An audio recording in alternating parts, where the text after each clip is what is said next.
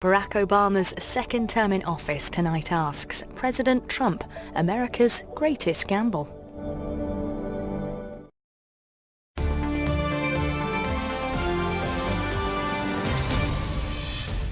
Tonight, a political maverick takes the reins of the world's most powerful country.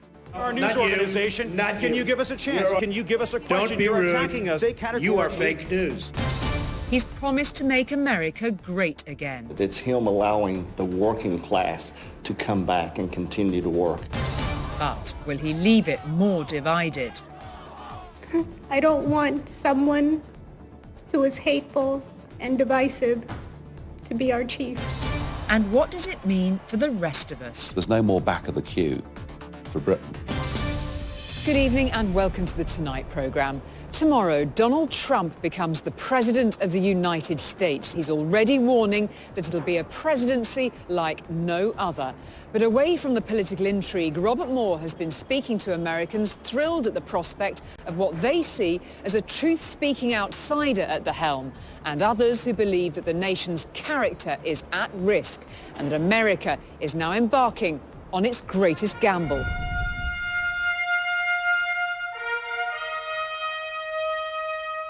For Americans, the inauguration of a president is a moment of majesty. I, John Fitzgerald Kennedy, do solemnly swear. A richly symbolic transfer of power. Will to the best of my ability. An affirmation that American democracy is safe. Preserve, protect, and defend the Constitution of the United States. A moment in time that captures the vaulting ambition of the world's dominant power. Ask not what America will do for you, but what together we can do for the freedom of man.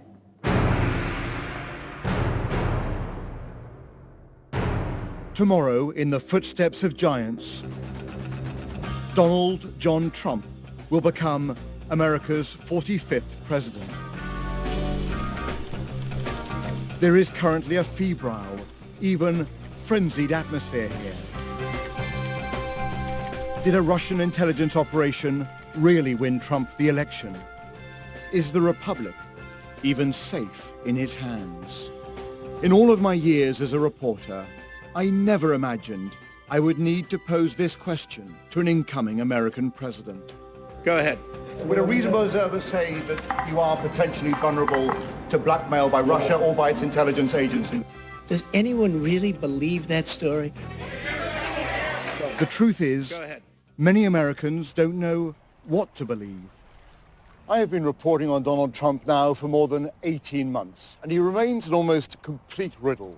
He is the billionaire with a rare intuition of the American working class. He is the New Yorker who resonates in the heartland. He is a liberal who became a maverick conservative.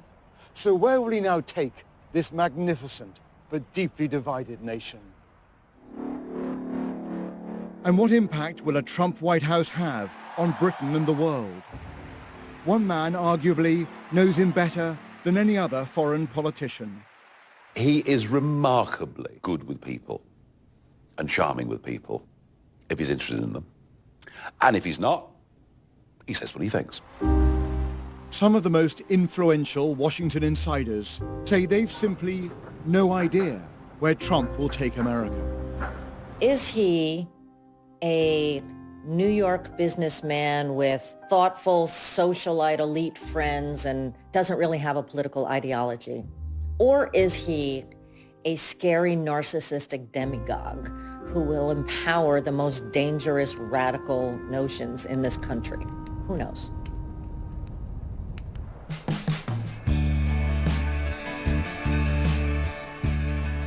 The Trump phenomenon gathered momentum a full year ago in Iowa during the first Republican contest. In small towns on the frozen prairies, Trump found his authentic, distinctive, sometimes crude voice.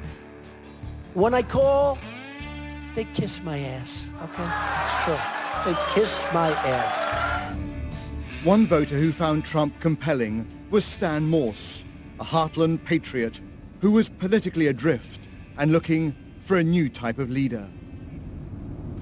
This country was set up for a citizen government, and that citizen government has gone by the wayside, and it's time to get it back again. Today, Stan is buying a new flag in preparation for the inauguration, relishing the prospect of his president being a political novice. Some of the criticisms that we hear is that he's never been in politics before, and I believe that that is 100% a positive. I'm ready to have businessmen take over and CEOs, and I think it's a brilliant move. For the entire 8 years of the Obama presidency, he has kept his flag at half-mast, in mourning for the country he felt he had lost. Now, he is ready to raise it again. We need to have our pride back. It's okay to say, this is the United States of America, and we're proud of it. We've got to take our country back. Very simple. But what Stan finds so mesmerizing, others find genuinely and profoundly frightening. Like to punch him in the face, I'll tell you. To liberals, Trump's rhetoric is offensive, intolerant, even un-American. I don't know what I said. And they have watched his rise to the White House in a state of disbelief. Ann Goldberg, a life coach and motivational speaker, and Laura Guy, an estate agent, describe themselves as quite literally grieving. I'm disappointed, and like Anne, I'm scared about what might happen. I feel he's a danger. He's not even the president yet. And he's reaching out to other world leaders, taunting them on social media, skipping security briefings, and then hanging out with Kanye, and then hanging out on Twitter. This doesn't make for, this is not presidential material we're working with here. Laura, you're clearly distressed. It's very personal to you. I mean, we've gotten used to watching him on reality TV, and now it's all of our reality. I actually start to have panic attacks. So I don't watch the news anymore because it's too scary for me. I literally can't catch my breath, and I start to get into a panic, an absolute panic. But for their friend, Rabbi Shoni Labovitz, the political shock is a warning that Americans have become strangers in their own land. There was a large portion of this country that voted for him, and there is a reason. And let's find out why, and let's understand. Maybe the people that are on the coast of our country don't really understand the people that are the farmers and the workers and the people in the middle of the country. Here in Williamson, in West Virginia, deep in coal country, Trump's promises suddenly come alive. If I win, we're going to bring those miners back. You're going to be so proud of your president. You're going to be so proud of your country. You watch. We're going to open the mine.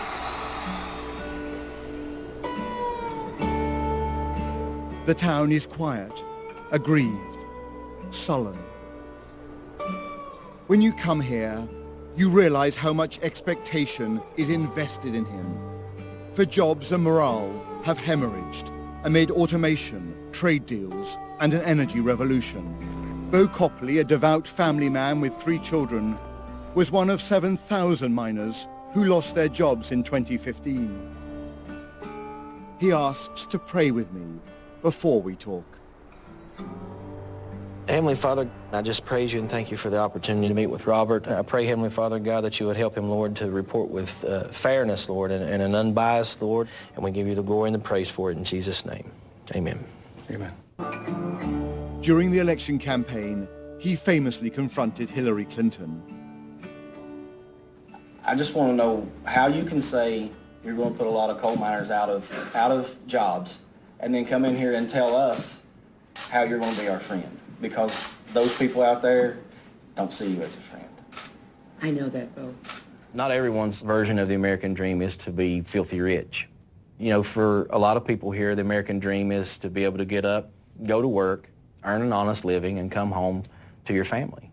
There are a lot of cynics out there who say, look, Trump just was like a magician. He just put a spell over you guys, that he can do nothing as president to bring back the coal industry. This is global forces. He's lying to you, basically. If he lets you down But now, if he lets you down, then what do you do? I mean, Yes, everyone's going to be disappointed. I mean, you'll have nowhere else to turn. Well, I have God. I will turn to God, and I will go whatever direction God tells me to, and I will never lose hope in that. Technological innovation has given businesses and utility customers alternatives to dirty, unhealthy coal. And I don't see that changing. And I think that Trump telling miners that they're going to get their jobs back, that the industry is going to be revived, is a terrible, terrible lie to them. Politicians around the world are closely watching whether Trump's protectionist and populist policies will actually work. I think the absolute key test for him is to bring jobs back into those areas. And I'll tell you what's fascinating. Even before he's become president, there are companies announcing another 700 jobs here, a factory saved there. I genuinely think he's going to be the champion of ordinary American people. Talk in this community is not of Russian plots to hack the election, but of signs they've seen of a slight revival, of freight trains and of coal trucks on the move. This group of local miners, many out of work, who meet once a week to keep up their spirits, attribute it already to Trump's victory. We've got a lot of coal mines getting ready to start opening up around here. You know, there was one up in McDowell County looking for 300 men. There's other coal companies around here that's getting ready to start up. He's going to give us a shot at being able to put our people back to work. Are you telling me that even since his election, you're detecting the first rays of hope? The rays of hope, because you see people out here willing to invest millions of dollars in these coal mines. Doing it. It's him allowing the working class to come back and continue to work. And it's up to us to do it. But I think he's going to give us the chance to do it, whereas we have not been given the chance the past 8 years. It sounds to me like you feel like with him in the White House, America is a team again. Absolutely. It's looking more like a team than it has the past 8 years. Anything he does will be better than what we've had. Absolutely. Anything. If he flops completely on his face, it'll be better than what we had. We can't go any lower than we went. You know, I'm surprised. You're telling me that even if he fails, you're not too bothered about that, because what you want from him is just kind of confront the system. I want to see something different from what we've had, completely different. We've got hope. I would love to meet the man sitting right here and talk to him and just say thank you. Personally, thank you for hope. I know you're going to try, and we'll try to work with you if we have the opportunity. What I'm learning here in coal country is that many workers do not expect miracles. They are proud, they are patient, they will give Donald Trump plenty of time to deliver. And even if he struggles, they are more likely to blame Congress, the media, the system, in fact anyone but Trump himself. But will other Trump supporters also give him the benefit of the doubt? I have traveled 1,000 miles south to find out. From the white working class of Appalachia to the dizzying diversity of Miami. Here I want to understand another feature of Trump's success that even today still baffles me. How on earth did nearly 30% of Hispanics vote for him, even as he mocked, insulted, and belittled them? Around here, there's an exhibition art called Cuba Ocho. Andre Albuquerque is a tour guide in Miami's Little Havana. He has gone from being a Cuban communist to an American Trump-voting Republican. Quite a journey. And unlike those miners, he's putting Trump on notice, even though he shares the president-elect's suspicions. He said that China was cheating. Isn't it? China is cheating. He said that there's a lot of bad hombres, bad men, and bad women, by the way, coming through the southern border, that we have to put a stop to it, that we have the right to protect our borders. That is true. He said that we sign a lot of treaties like NAFTA and the TTP, in which American jobs are getting sent to Mexico, and that is true. So the concerns of white working class Americans were also the concern of Hispanic Americans and of African Americans. Of course. I'm all for the minorities. Look at me. I'm a black person, black Hispanic. I mean, I'm as minority as you can be. I took the chance. Let's see what happens. But believe me, I won't remain silent if he allows us up. Your message to the president-elect is, good luck, but boy, I'm going to be watching you. You don't have a blank check. And you better deliver. And you better deliver, man, because otherwise you're going to be there for only 4 years. But others warn that even a single Trump term can do enormous damage here in Florida and around the world. This state is in the crosshairs of an expected increase in extreme weather events and is exceptionally vulnerable to the rising sea levels associated with global warming. Roads are still closed even after the water has receded. We're going to go underwater. All the coastal communities of the eastern seaboard are slated to go underwater. Philip Stollard may be the only mayor in America who is also a professor of biology. To him, it's a scandal of major proportions that Trump's cabinet picks include climate change skeptics, even outright deniers. Right now, we can't stop bad things from happening, but we have a choice. We have a choice between bad and very, very, very bad.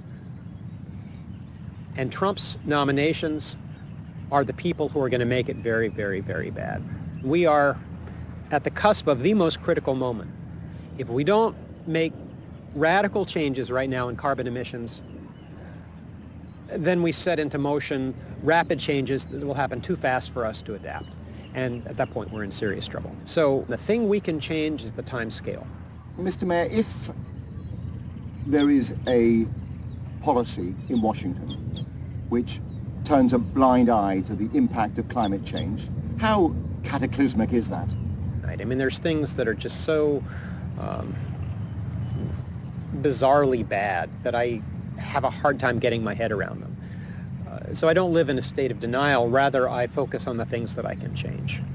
And I think where we're going to have to go is, for people like me in municipal government, we have to create our own economic policies.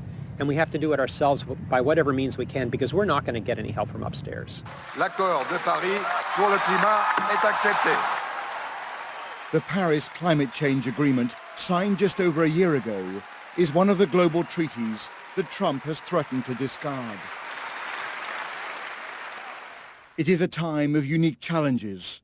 According to Sir Peter Westmacott, until recently Britain's ambassador to the United States. If he walks away from the Paris Agreement on climate change, if he walks away or tears up the Iranian nuclear deal, if he cozies up to Vladimir Putin, Peter, what do we actually do about that? Are we going to stand up for our values and say to Donald Trump, you know, this is not acceptable, these are not British values, or dare we not do that in this day and age? Well, I would hope we will do that.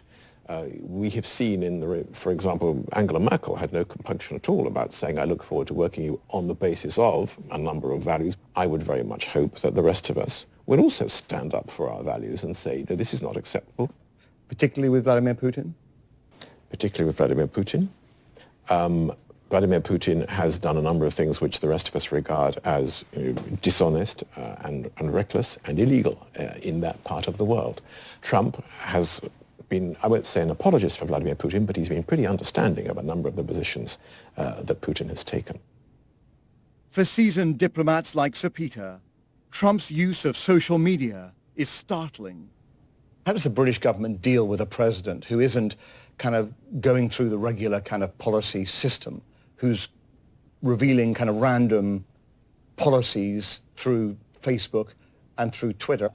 Well, it isn't just a challenge for a foreign embassy or government. It's also a challenge for the American administrative system. And clearly things have been said and then tweeted out which have surprised an awful lot of people in the Washington system, never mind the foreigners and the allies.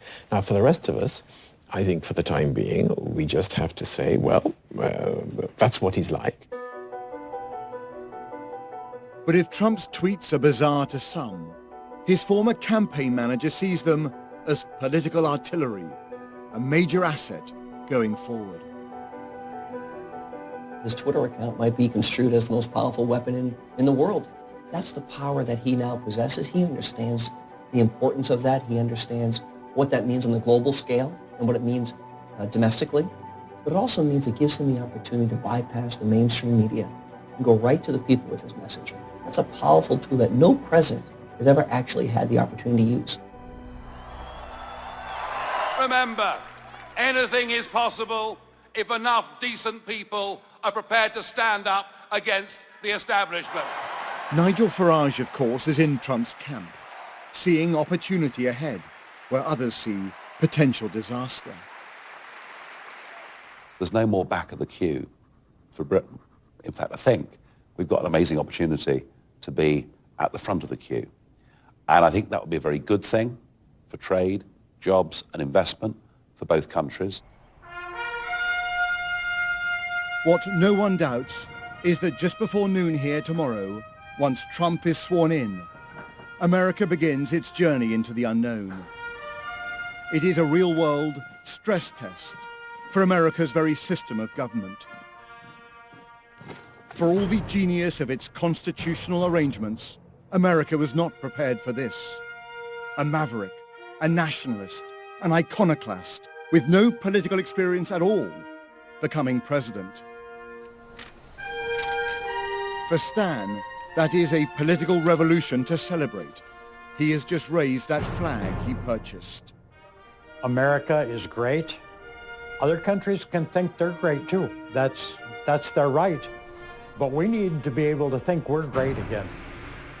For Laura and for Anne, tomorrow is a moment of peril, amounting to a national emergency. This isn't the country I want to live in.